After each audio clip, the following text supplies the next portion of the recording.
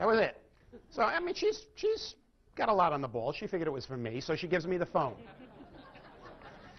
I talked to him. It was a short phone call, as you can imagine. I hang up. She said, "Who was that?"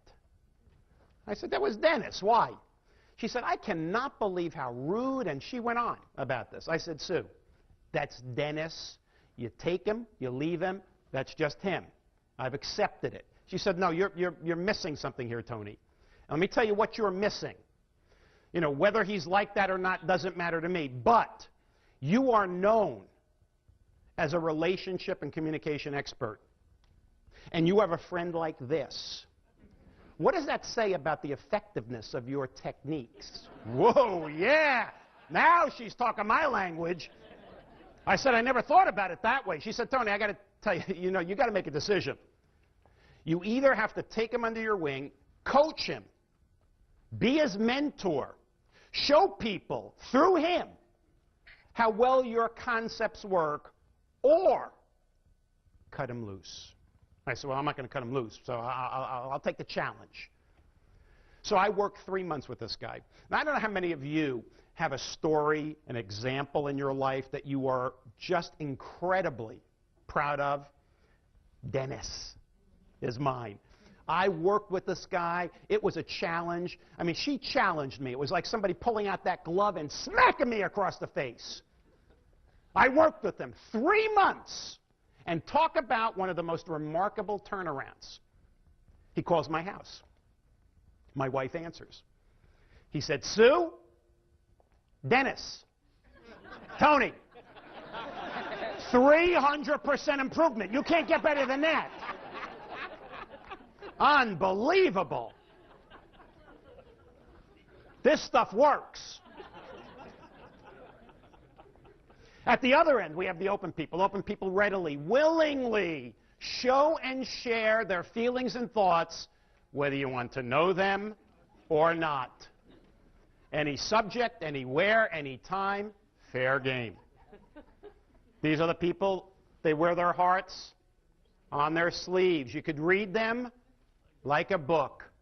Whatever they're feeling or thinking inside, you see outside. Just the way they are. They also have a tendency during conversation to digress a lot. You know, people like that. "Oh, that reminds me." And they jump around. What was I talking about? What was the question? They go off on all these tangents. It's been said about open people that their thoughts are like gumballs. They just fall to the tongue and roll out. Not unusual to leave a conversation with an open person and say to yourself, "Wow, woo! What did we talk about?"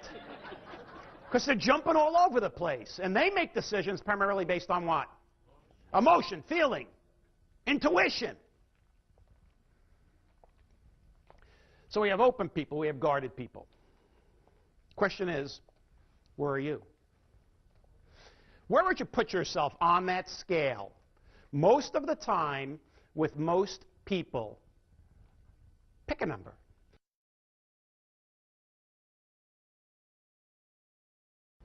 And I know some of you are saying, "Tony, but should I pick the number I am at work or the number I am at home? Because I have a different number at work versus at home."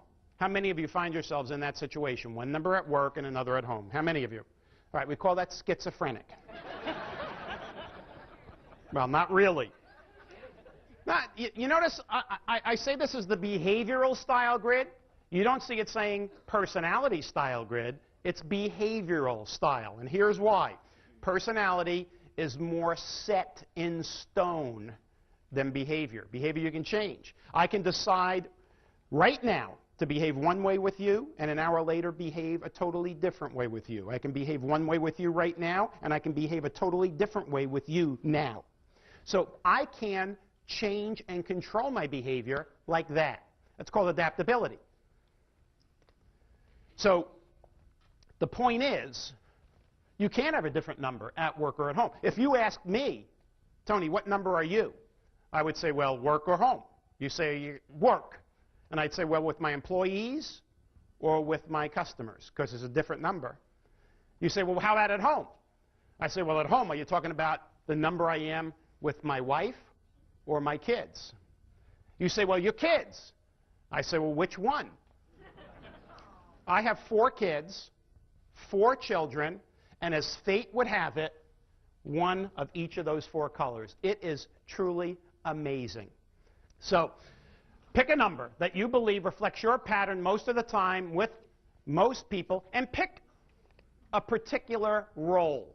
Your role as a salesperson, your role within the office with your colleagues, your role at home as a spouse, your role as a parent. Pick a role. I would say in this particular setting, pick your role as a salesperson in the work environment, okay? Pick a number. Let's go to the next scale. Direct or indirect? How do we tell the difference? Directness is a measure of pace and a measure of assertiveness. So, indirect people are slower paced. Direct people are faster paced. Now, when I say slower and faster, I'm talking about the way they walk, the way they talk, the way they make decisions, the way they do things in general. Indirect people tend to be slower. Direct people tend to be faster. Indirect people tend to be less assertive. Direct people, more assertive. Indirect people tend to be more patient. Direct people, impatient. When it comes to risks, decisions, or a change, indirect people approach all 3 more slowly, cautiously, and methodically. Because indirect people have a tremendous inner driving need not to be wrong. And as a result, they check, they double check. They think about it, they sleep on it. They do their homework, their research, their due diligence, all because they don't want to be wrong. How many of you have sold somebody like that, right? Direct people, risks, decisions, change, they approach all 3 more quickly, decisively, spontaneously. Because their inner driving need is to accomplish and achieve as much as possible, get it over with, what's next? Now, when the 2 work together and they practice the golden rule, can you see a problem? Because the indirect person is wanting to slow things down. Wait a second. We've got to do this just right. The direct person wants to speed things up. Hey, come on, I got a lot to do. It's good enough. Whenever there is conflict between quantity and quality, who would go which way? Indirect people, quality. Fewer things, doing perfect. The direct people, quantity. Let's do as much as we can, as good as we can. It doesn't have to be perfect. How many of you believe that you are married to somebody who is at the other end? I am. What end would you put me at? Direct. There's no question about that. Don't even pause on that one. My wife's indirect. And it is amazing how things get done around the house. She is a perfectionist about things. And me, yeah, you know, it's in the right, so, it's near the laundry basket. What does it matter? It's on the floor. You know it belongs in there. I got to tell you, hanging pictures is the worst thing with her. Because she'll say, Tony, so she comes home one day with like 7 pictures, pieces of art. What are you doing with all this? She said, Tony, no, our walls are too bare. I want to put 2 over there, 1 here, and 2 there, and another one over. And she's going through this thing. I said, I don't see any reason why we have to have more stuff on the wall. It looks okay to me. She says, no, we got to do this. She says, I have to run back to the store and pick up some food for tonight. She comes home, and I am so proud. I said, Sue, come over. You're not going to believe this. She said, what? I said, look, I put all 7 up. She said, Tony, what did you do? I said, I put them up. She said, you did it all wrong.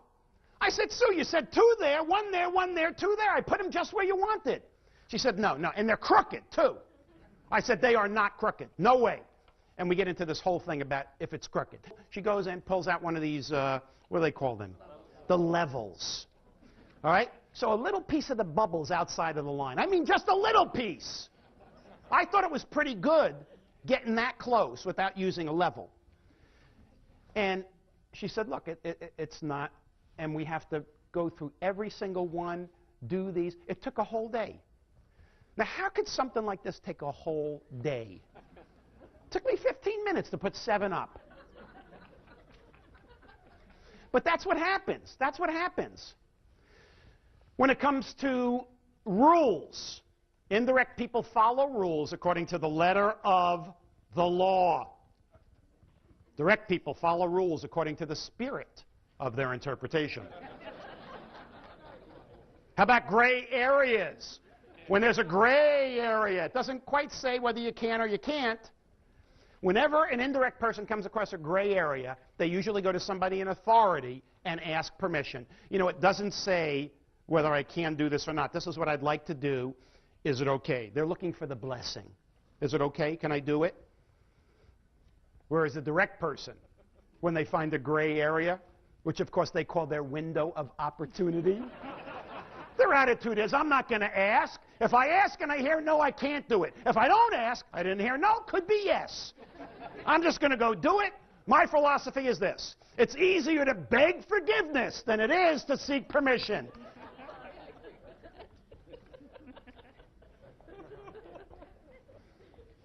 So now the question becomes, what letter would you pick for yourself? So what I'd like you to do is pick a letter for yourself that you believe reflects your pattern of behavior most of the time with most people. So pick a letter.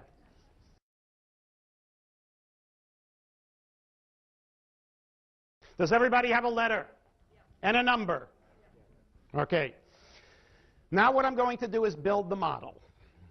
I have 3 objectives in this section of the program. 3 objectives. Number 1, how do you size up somebody through the simple process of elimination? 2 decisions, ladies and gentlemen. Is the person more open or guarded? Process of elimination. Is the person more direct or indirect? Process of elimination. Second objective, understanding the 4 basic patterns of behavior. What are they? How do they act? What's their likes, dislikes, fears, goals, the ways they make decisions, etc. And then the third and most critical, once you can size somebody up, understand their style, what do you do about it? And this is where you have sort of the golden key.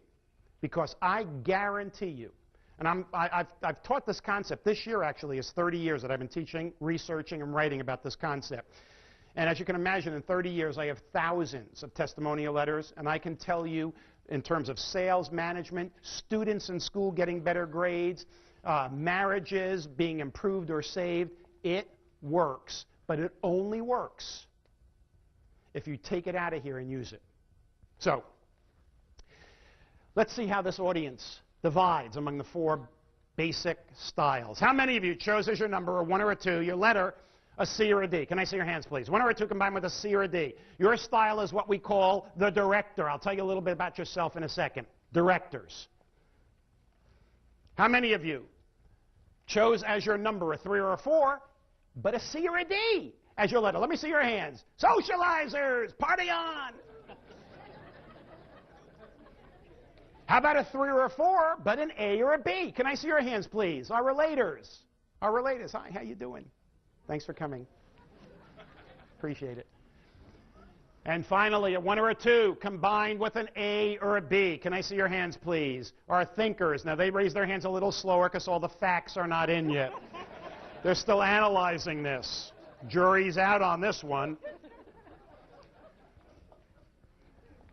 So there are 4 basic styles: directors, thinkers, relators, socializers.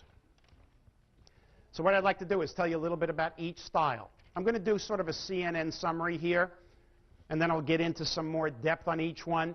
Let's start with the directors. Where are my directors? One more time. Can I see your hands, please? Directors. Okay. Directors, their key style, their key desire is results, bottom line. Their motto, I want it done right, I want it done now, or better yet, I want it done when? Yesterday. They're in a hurry for everything, juggling a lot of things at the same time and doing them well. If there's any style that is great, natural, in terms of being multitasking, it is the directors. They're great delegators. They're great administrators. They work best under pressure, under deadlines. and they play to win. Another motto for directors: winning isn't everything, it's the only thing. They do not play games for funsies. Oh, let's just play and have fun. Oh, let's not keep score. We don't need score. You know, they always want to know who's winning. Because they work so well under pressure and they're so multitasking oriented, I would think one of their great jobs would be a short order cook in a roadside diner, because they can handle anything thrown at them. Any order, no problem whatsoever. I will tell you this: of all four styles, the directors are the weakest listeners. I'm going to have to repeat that for them. They are the weakest listeners, but there's a reason. They don't have time, and they already know the answer. Why listen? So those are the directors. We'll get in more depth in just a little while. Let's talk a little bit about socializers. Where are my socializers? Right? Their key desire: fun, excitement, applause, visibility, recognition. And as a result, they talk a lot about their favorite subject: themselves. Generally speaking, socializers are generally speaking. They have the gift of gab, the power of persuasion. They have the ability to get other people more excited about their ideas than even they are themselves. They are the only group who could win an argument not knowing what they're talking about. They're positive thinkers. They have a sunny disposition. They do not like negativity or negative thinkers. They don't like negative people. And I will tell you, of all four styles, they pay the least attention to detail. Hey, as long as it's close, what does it matter? In the ballpark, best guesstimate. You know, you can ask a thinker. Ask a thinker, how much do you earn? Thinker might say $33,335.42. Ask a socializer, how much you earn? They say around $50,000, even though they earn $33,300.